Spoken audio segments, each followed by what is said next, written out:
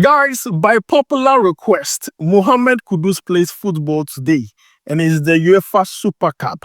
Comment Kudus. One thing is for sure, Kudus is going to have a good game today. But if he scores a goal or provides an assist, it's going to go crazy in here. You guys know what I can do. But in a Super Cup game where Kudus scores a goal, you have not seen the limit I can go if Kudus does that for me today. But guys, comment Kudus because you are going to talk about the impacts he's going to have for Tottenham Hotspur against PSG today and why he's the catalyst, he's the key for Tottenham Hotspur.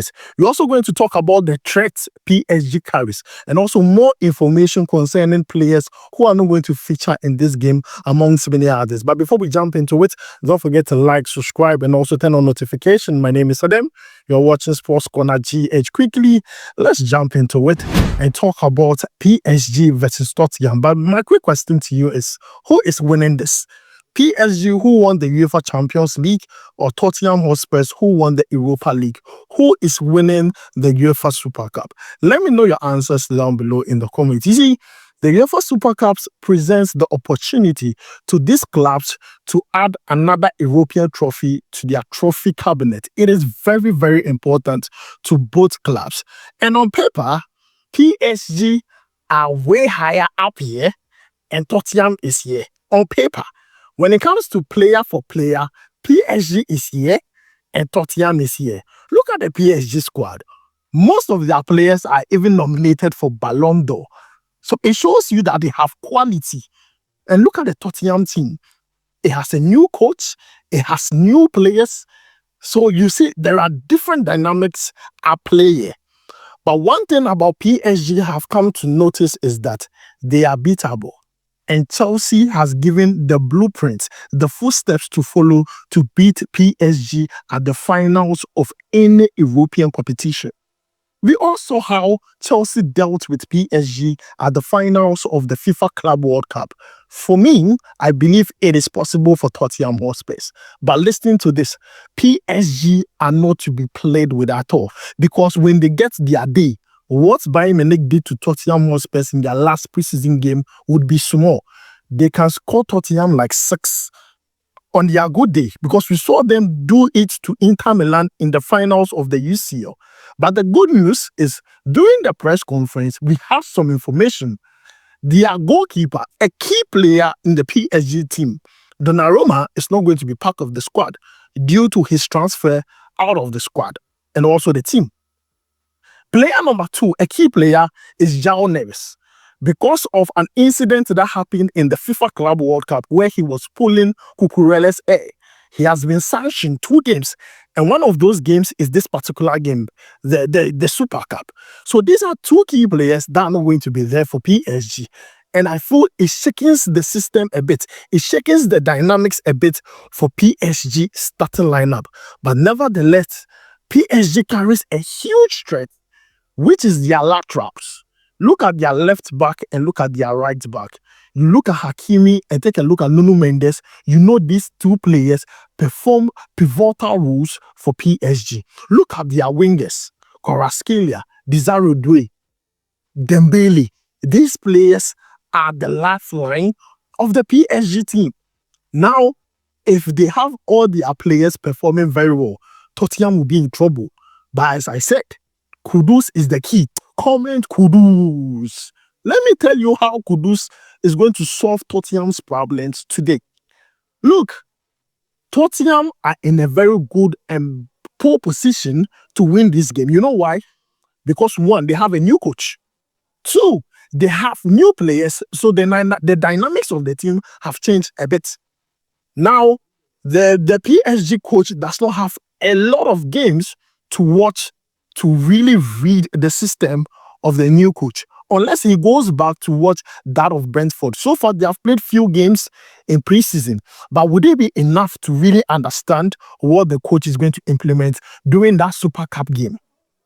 Would it be enough? This is where I believe Tottenham has the surprise element.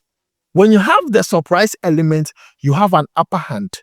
an upper hand, definitely the opponent is going to undermine. But then it is a very strong tool to have. And that is what Tottenham has right now. Now, Mohammed Kudus is the key because, one, Kudus playing at that right wing would be fantastic for Tottenham Hotspur, because we have seen it so far in preseason that he is comfortable there and plays extremely well there. Now, what I would love for the coach to do is confuse PSG.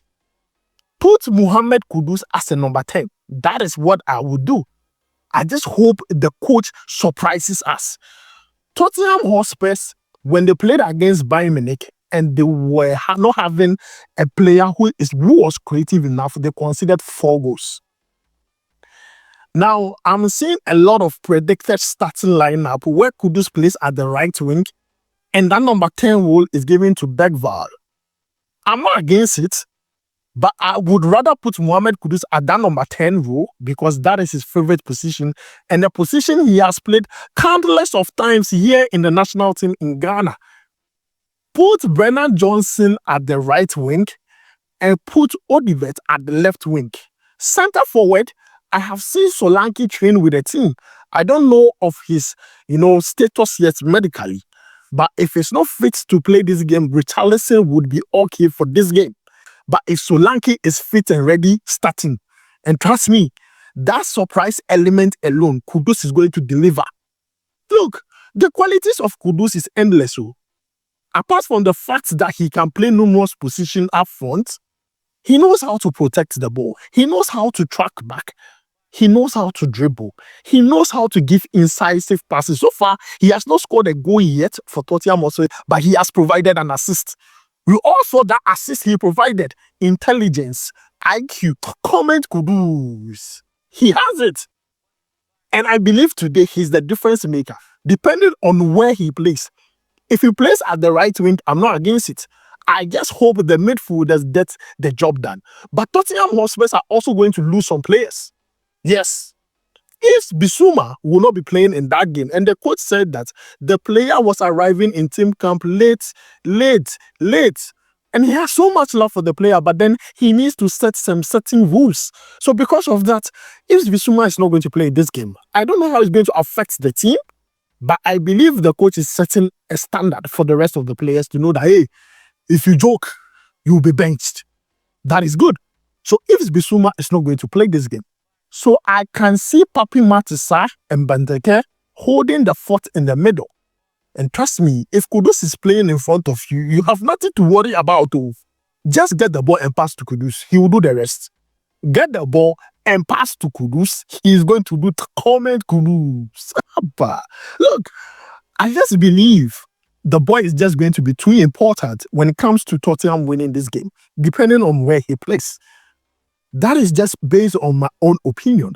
But then, guys, let me hear from you. What would you do as a coach? Would you play Mohammed Kudus as a number 10 or as a right winger? Well, I believe playing him as a number 10 in this particular game is very important because Tottenham needs that creativity. Because look, this is what PSG is going to do. PSG is going to really press very high, and they have done it in several games. But if you watch how Chelsea really dealt with that, it was just so impressive. That means every player needs to be focused from start to finish. It is very important. Too, PSG is going to use their wingers more. So those players, Pedro Porro and Spence, need to be very smart. They need to be very, very smart. This is not the time to be joking around with the ball. When you get the ball, give it to your player and don't do anything risky, especially when it's close to your goal line. You get my point? And PSG 3, this is what they are going to do. Vitinha is going to control the midfield. If Tottenham can allow their midfielders to do a lot of aggressive tackling, and also be physical in the middle of the pitch is going to help them because that is how Chelsea won that game against PSG. Moises Caicedo and Enzo Fernandez were very physical. Ghana, we call it Buga Buga. They were Buga Buga in the game. They were playing against Vitinha. They were playing against Fabian Ruiz. He couldn't even play This is what I'm expecting. And it pains me if Bissouma is not in this game because he's that player that plays exactly like Moises Caicedo. That is the thing. He's that player that plays like Moises Caicedo. So, guys, I'm wishing Tottenham all the best. If they win, inshallah, we'll come back here and talk about it. If they don't, we'll also come back here and talk about it. But most importantly, the star boy, if he scores or provide an assist, you people, look, it is Wednesday, bro. It is Wednesday. And I'm very serious about this. Nuno Mendes, if Kudus plays at the, you run. You go run. Because Kudus, in a very beginning, I've been saying this since he was saying that it's the Super Cup that we will see what Kudus is all about. That is when we are going to see what he's made of. Charlie, comment Kudus. I don't want to even talk too much. Let's wait after the game. Yeah? Then we'll come and talk about his performance. But I have already told you, I've already warned you, Kudus is going to have a good game. Believe me. But guys, this is where I'm going to end it. Let me know your thoughts about it down below in the comments. Who do you think is winning the game? Who do you think is winning? PSG or Tottenham Hotspur? Let me know your answers down below in the comments. And let me know what reasons you would give. Would you play Mohammed Kudus as a number 10 or you play Mohammed Kudus as a right winger? What would you do if you were Thomas Frank? Let me know that down below in the comments. Thank you for joining me up to this point. I really, really appreciate it. My name is Adam. I wish to see you in the next one. Tell us, we go vibe.